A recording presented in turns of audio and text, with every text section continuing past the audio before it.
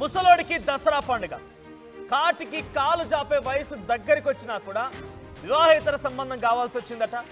ఏకంగా తన ప్రియుడితో కలిసి భర్తని చంపేసేటువంటి ఒక ప్రయత్నం ఆ భార్య చేసింది. మరి ఆ ప్రియుడైనా ఈయన చిన్న వయసు కూడా అంటే 55 ఏళ్ళు ఉన్నాయట.